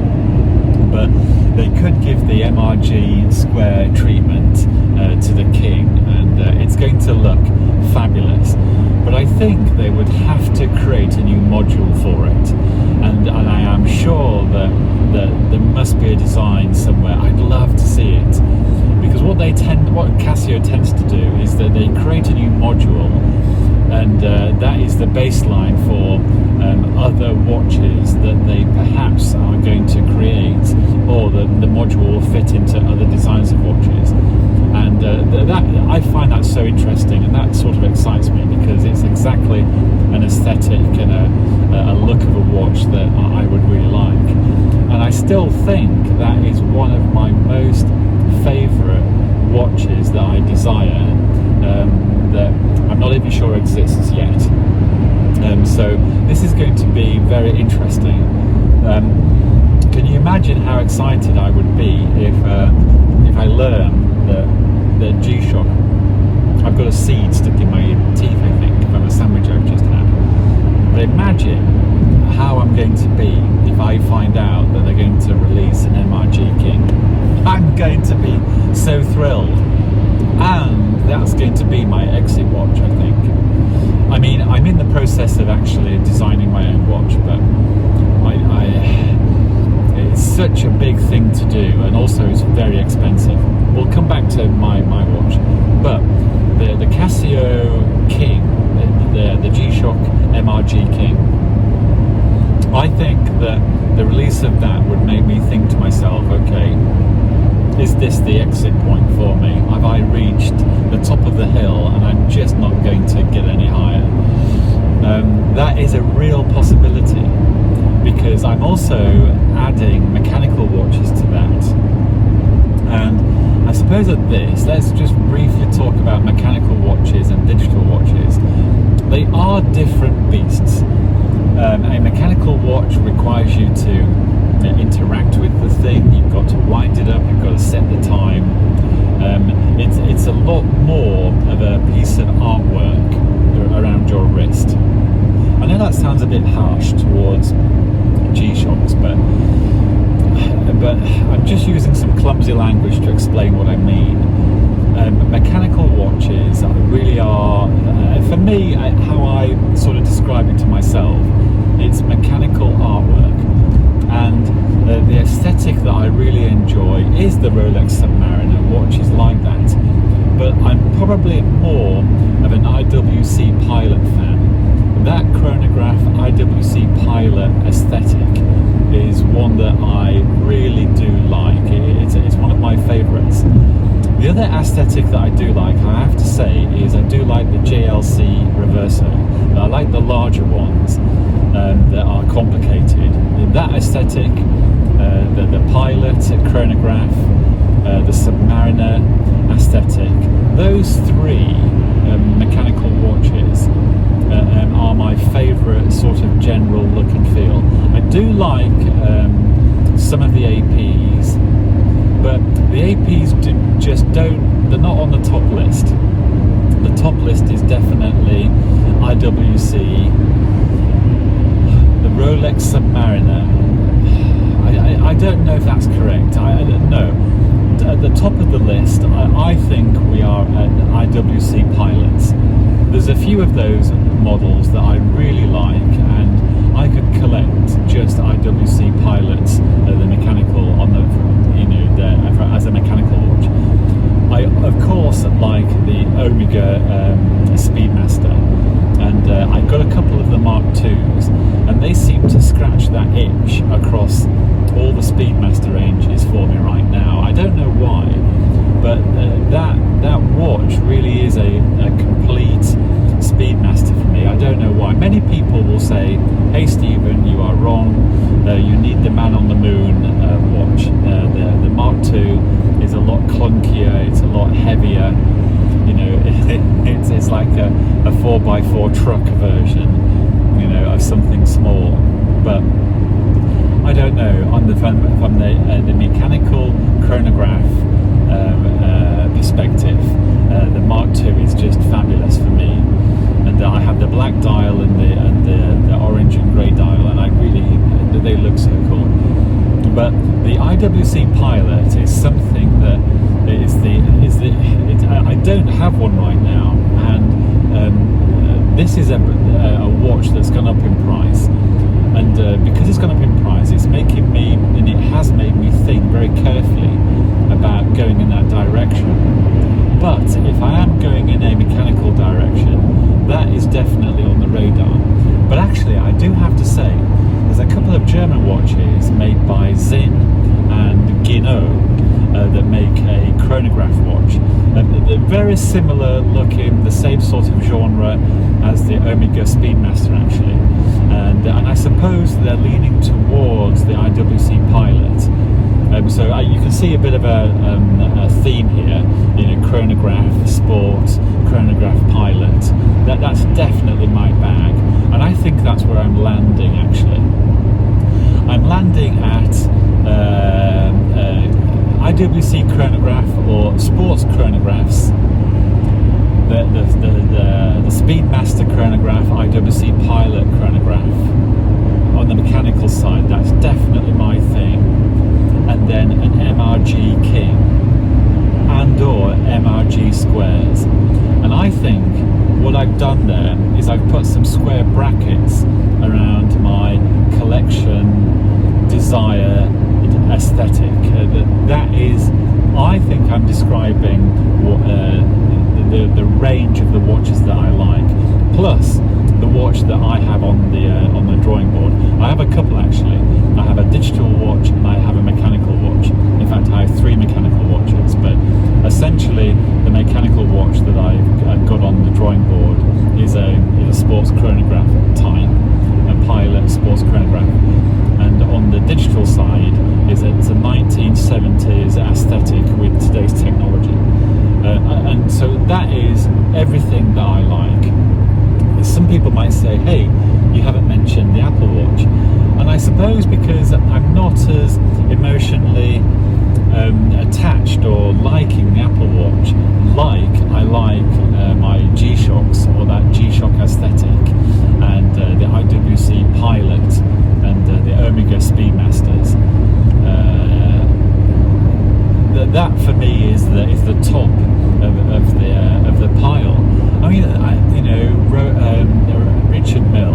Why not Richard Mille? I like Richard Mille, but do I really want one? At the price that Richard Milles are, if I had the money, I definitely don't want one. I would definitely be collecting the IWC Pilots and Speedmasters. If I had money to buy a Richard Mille, I wouldn't do it, because I think I'm a real value shopper underlying. I'm definitely going to throw those chips in the direction of IWC and Omega. And that's where I'm going. Would I get a Rolex? if I've got Rolex money, I'm definitely going to be going down the avenue of IWC, I think, because I've been in this position a couple of times actually, and in the past I went down the IWC route, and today I know that if I thought I was going to get a Rolex, I wouldn't. I would end up getting an IWC Pilot. And I wouldn't know this unless I've pressed play on the video and I'm actually cued to speak to camera.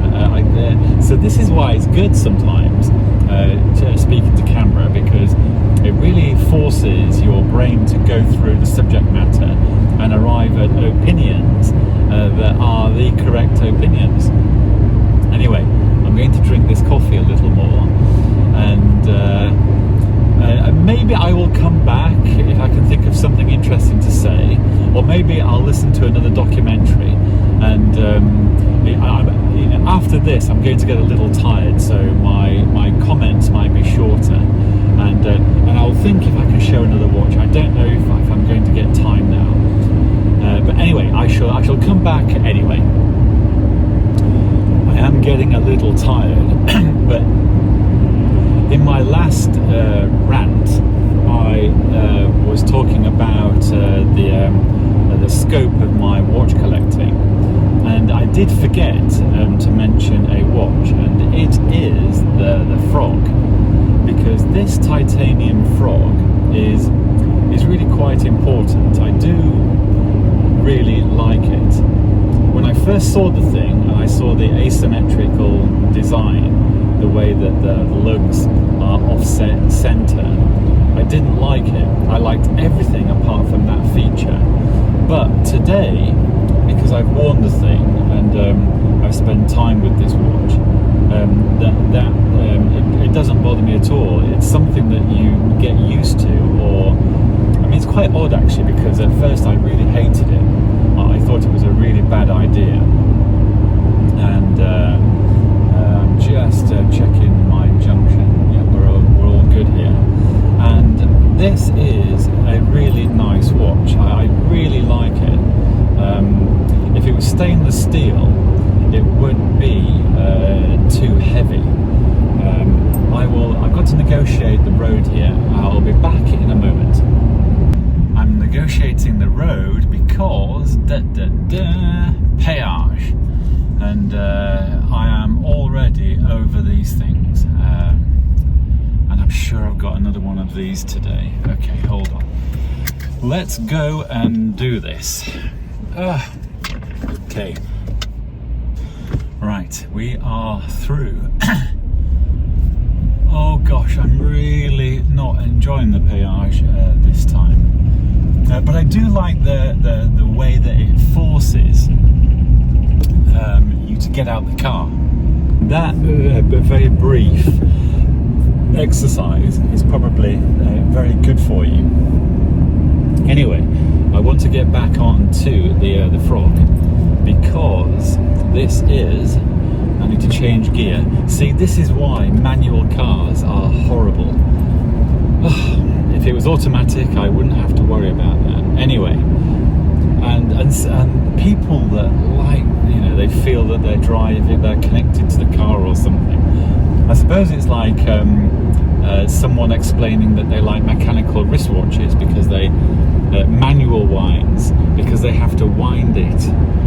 In fact, people that like to change the gear in a car, they must be the same people that like manually winding their watches every day. No. Anyway, this bad boy, this is so high tech. It is the latest titanium, the latest chemistry of titanium. This has every property you can think of, even the space shuttle. The space shuttle. This is astronaut space technology here. Plus, it's solar powered. It has a rechargeable battery. It is Bluetooth enabled. It's very accurate, and it even makes your tea. So this is why this thing is just so cool. I mean, look at that. What a statement. And every time I've looked at this recently, I've thought to myself, I need that yellow one. And that really is a problem, because that yellow one on the grey market is very expensive.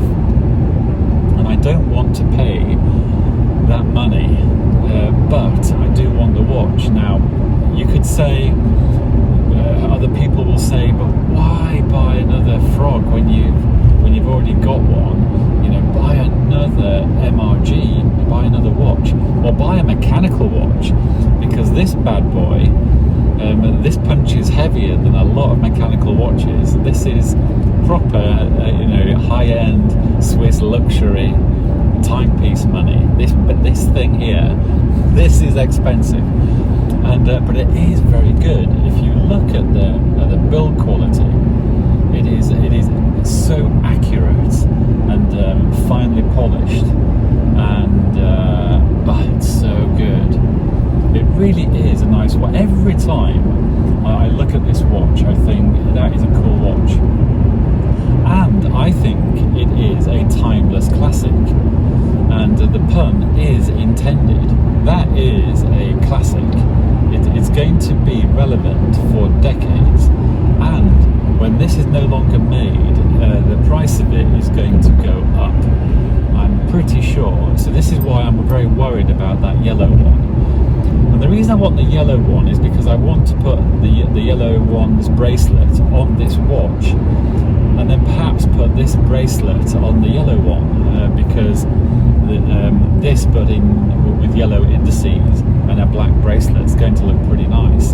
The yellow bracelet on this, it'll look okay with the blue, but I think this lends itself better to yellow, and the yellow's bracelet on this is going to look very, very good. Also, it's more me, because I've got a feeling I'm going to continue wearing this Frog many times, for many years to come. I say that, and sometimes I can do some crazy things and sell things under duress, and I'm thinking, by accident. But I don't think I will sell this, but this does feel like I've only got half of something. It does feel like I need the yellow one as well. To have this and the yellow one together is going to feel like a proper collection of these Frogs. Now, they also might, I'm expecting Casio to produce and release a new digital Frogman. Now, I'm trying to think of I do apologise. I have a frog in my throat, literally. A frog in my hand and a frog in my throat. The latest digital that they have, it's about 10 years old at least. And I think that Casio are about due to offer a new Frogman. This is the analog. So this analog Frogman was a new thing. Before this, all the Frogmen were digital, like the squares, but in the Frogman case, the asymmetric styling here. And so the analog Frog was the first analog version of the Frogman, which I think is a very logical and I suppose an obvious migration of the design aesthetic that Casio and obviously that they have. But I imagine there is still a big Frogman customer base that would like to see a new digital Frog. Think of Sunto, think of Garmin, think of other dive watches, and all the technology that G-Shock have, but that in a new Frog design. Now, that is the other thing that's got me the most excited. It's an MRG King and a new Frogman digital. Now, I can't imagine they're going to bring out the MRG version of that anytime soon. They're more likely to simply release a new digital version of the Frogman. remember, the Frogman has always been G-Shock's premier line of watches, except for MRG, because all the Frogman watches are solid metal. They always have a solid metal case. It's only the outer bezel and the strap that's been rubber. G-Shock's the Frogman from the very beginning, they were always a premium model, full metal. And so what Casio did here is that they just turned everything into titanium. So the bezel was attached to the case and everything was full metal and titanium. And I expect that if they do release a new digital Frogman, I'm pretty sure they will do, because why wouldn't they? An MRG version of it must come eventually, but they'll probably release the normal digital version first. So I want to add the Frogman to my square brackets scope of the watches that I really like, and I would consider to be my exit group of watches, and that is MRG squares, in particular the MRG King, IWC Pilot chronographs, some more Speedmasters chronographs, the Mark II, a new version of the Mark II, I don't know, or any of the Mark ranges, the Mark III, 4, 4.5 and Mark V. If Omega produced any of those, a new version or a new Mark II, I would want it. But that, the Speedmaster chronograph and the Sports chronograph, the Pilot chronograph on the mechanical side, on the digital side, the G-Shock Square, the G-Shock King, and the G-Shock Frogman. I think I've just summed up my entire desired watch collection, and I think that is at the top of the hill where I don't see any further, especially that the MRG King and an IWC Pilot chrono.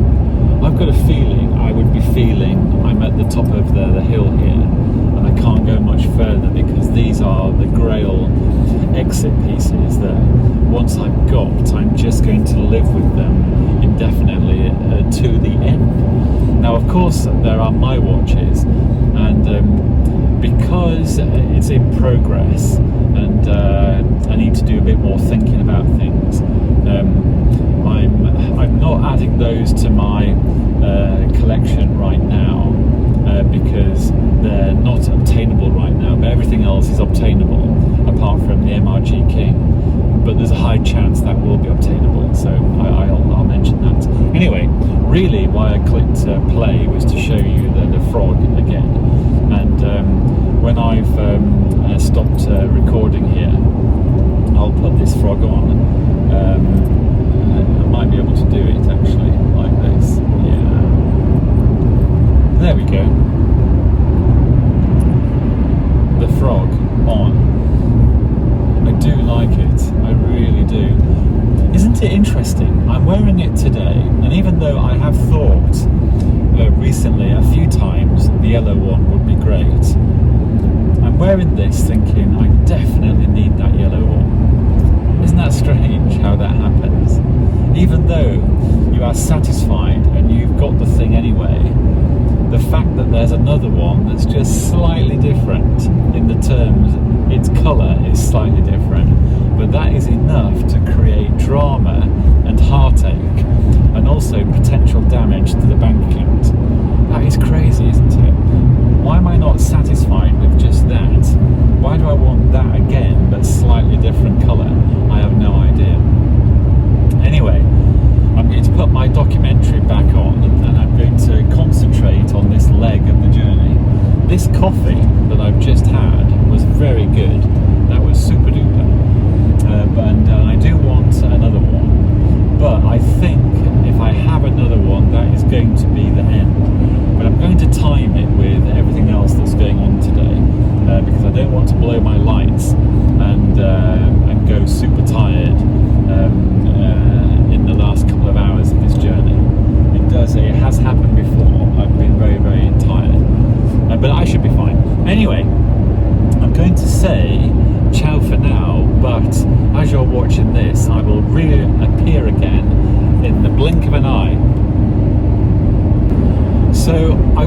going to video. I was going to listen to this documentary, but just chatting then, I thought to myself, this watch business, this enthusiast collecting business, it actually, for me, has been about collecting, having an idea about what it is you are collecting. Now, like everybody else, you have a collecting theme, and mine has been very heavily G-Shock. I mean, it's really heavy G-Shock, and very square, and some MRG pieces. I've got a couple of Omega Speedmasters, and I have a couple of Helm Kuraburis. So the Kuraburis are mechanical watches from a micro brand that's very actually popular in the segment of the market that it's in. And it's the only watch I've ever waited for. It's the only watch I've ever been on a waiting list for. And I think I was on a waiting list for 2 years for that watch. So, I mean, this is crazy. I can't believe I waited 2 years. In fact, I didn't really wait 2 years because I completely forgot about it. The only reason that I've got the two Kuraburis now is because the email arrived and I thought, I don't even remember. But then I looked there and I thought, what a fun watch this is. And because I had a nice interaction with the guy at Helm, I ended up with the watches and I had some straps for them. And I thought the amount of fun I got from the Kuraburis justified getting them. Anyway, but let's get back onto the collecting plan. Right now, today, for me, I definitely want the yellow version of this. I don't want the yellow version instead of this, because if I had to choose, I'd probably choose this, but I want the yellow version to complete this. I know that sounds odd, because it sounds odd to me, but I really want that yellow frog, so I've got 2 of them. I also want an IWC Pilot. I think this is an itch that needs scratching, and it's a watch that I will wear, and it's a watch that I will really. I've owned a couple before, so I know I like these things, and it would match my Omega Speedmasters really well. It really would. And also, I want the MRG King that hasn't been released yet. But right there, the yellow version of this, an IWC Pilot Chrono and a King Square. We have some bank account damaging material there. There's some heavyweight expenditure there that right now my bank account, is going to feel that knock. So what people tend to do is that they look at their watch collection and they think, okay, what pieces am I going to sell? Which is totally fine. But I remember when I started collecting the watches that I've got today, I said to myself, because I actually sold everything that I had, and I've done it twice, so I didn't have a single watch to my name, and then I restarted, and the collection I have today was from that restart. And I said to myself, when I last sold every watch I had, I said to myself, the next watches I buy, I'm never going to sell again, or I don't want to be in a position where I have to sell the watch to buy another watch. Although that was the entire business case I used to have, and I thought it was a very good business case. And today, I still think it is a very good thing to do. You simply buy a watch, you like it, then you sell it so you can buy another watch. That is definitely a good idea. But I thought to myself, hold on, that is not me. I don't want to do that. Because I thought, do I really want to let go of my Square TFC, TFG, and my Square MRGs? And I thought, you've got to be kidding. Why would I do that? Some of my other Squares, the full metal, the stainless steel ones, they're a little bit cheaper. But then I thought to myself, hold on, but why would I sell them? Because as time goes on, they sort of complete the collection. They make the collection make a lot of sense because there's a bit of a collecting thread there. I've got got the two cornflakes that are watches that I don't really wear, but the cornflakes have that recrystallized cement look and feel to them. It's really strange, but it's a treatment over the stainless steel that's very odd. But again, they really complete the collection. So I thought, I don't really want to sell those. Now I've got the two Casio-trons. Now one of the Casio-trons was the 50th release of the Casio-tron, and that's limited. You can't buy it anymore. And I have one of those, and I have the Captain America that matches my square Captain America, and that was a limited watch as well, and you can't buy that anymore. So I've got those two, and I thought, and I don't wear those two actually. I put them on every now and again, but a square normally will override the position of those. So I thought, should I sell those two? And then I thought, hold on. Once again, I don't really want to sell them because they are part of the collection. I've built this collection that I think is rather quite cool, because to replace it would be very difficult and very expensive. So I thought, what am I doing here? I've built something. Why do I want to tear it down? To bring in another watch, because then it would destabilize the castle. And so I was literally thinking to myself, how could I build up the fighting fund for the Yellow Frog, the IWC Pilot Chrono, and the MRG King? And then I thought, what have I always done? Well, what I've always done is I've sort of saved up. Although I would like to, put both guns in the direction of the Yellow Frog and get this thing sourced. But there's going to be a bit of damage there. And also the IWC Pilot Chrono, there's some damage there. There's some heavy, some heavy torque there. So that was why for a moment I thought to myself, what in my collection do I not really want? And I was reminded I actually do want all of them anyway. So that's a really odd situation to be in, because I've never really been in that position before. I've always, quite easily had a watch and then sold it and then got another watch. And I think that is a great thing to do. There's nothing bad about that at all. But in my older age, I'm turning it even more weird, and now I want to keep these things. But maybe I will change my mind, and maybe I will focus on a much smaller collection, and perhaps just have the MRGs and the Omega Speedmaster and the IWC Pilot Chrono. Maybe that will be it. But then letting all the stainless steel full metals go, is that a good idea? Right now it seemed like a really bad idea. Anyway, I wasn't going to make this little bit, but I did. There you go. And now I really am going to listen to my documentary and chill out and think about my next coffee. Okay, before I go, here's the Frog, here is the Apple Watch. As I've been wearing this Frog in the last minute, I thought to myself, that is a proper watch.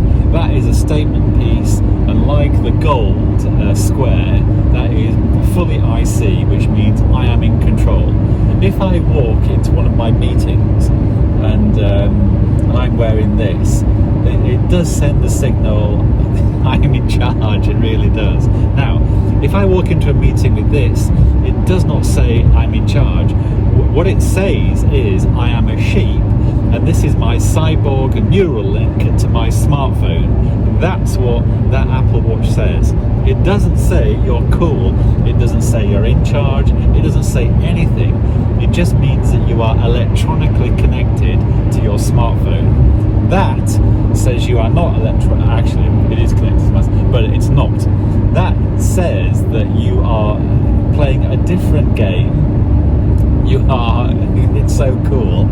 That does not say you're playing a different game. It says you are a robot. You are literally, by definition, a cyborg. That is a Neuralink cyborg device. It's horrible. I mean, not all the time. I can't say that. Sometimes it's okay. It's good for paying the payage and the coffees. I just wear this. I don't have anything else with me. I just have that. But that is a statement, and that is a watch. For me, that is a wristwatch. Anyway, it's starting to get dark a little, and the weather has changed. Anyway, I'm going to try and go now, and I'm going to continue listening to this very interesting documentary. I'm not going to tell you the title of it because it's going to create conversation. Anyway, let's get back to my documentary.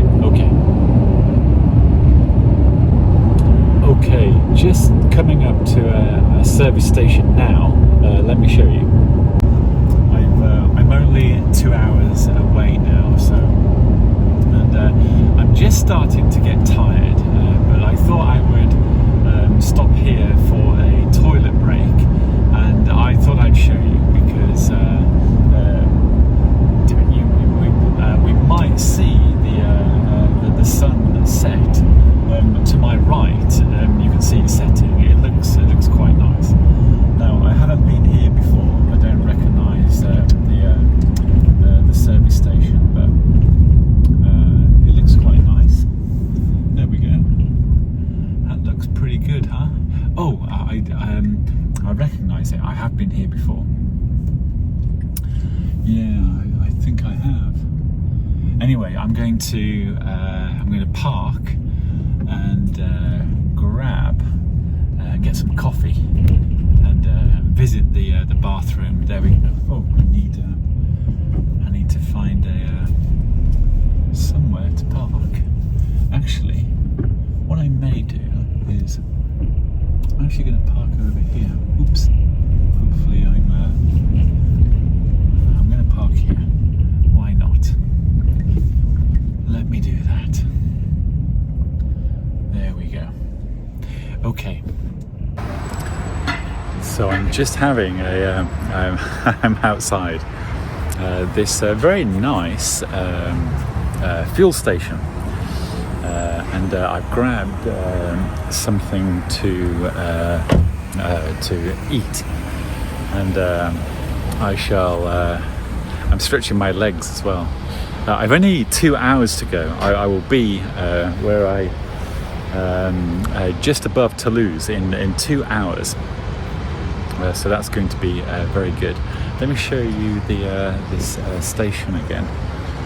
It's very nice. I think I have been to this one before because you tend to remember the gas stations that you like. Anyway, there you go.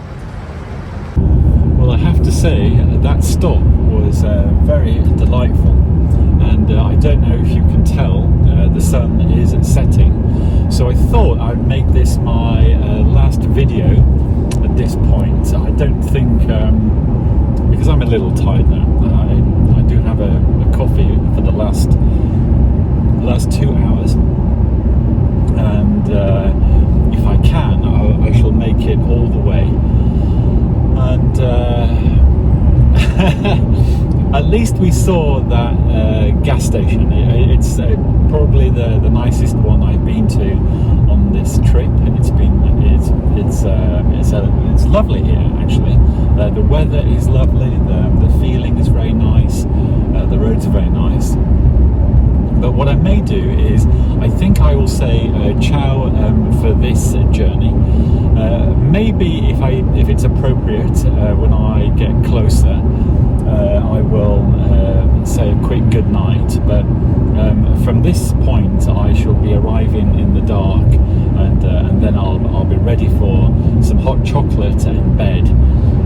So I will say good evening for now, and I do hope everyone. I hope this video has been okay. Hopefully it's shorter than the last one, and I am trying to make them. I'm hoping that it's interesting what I do say. Anyway, let me say good night and speak again soon.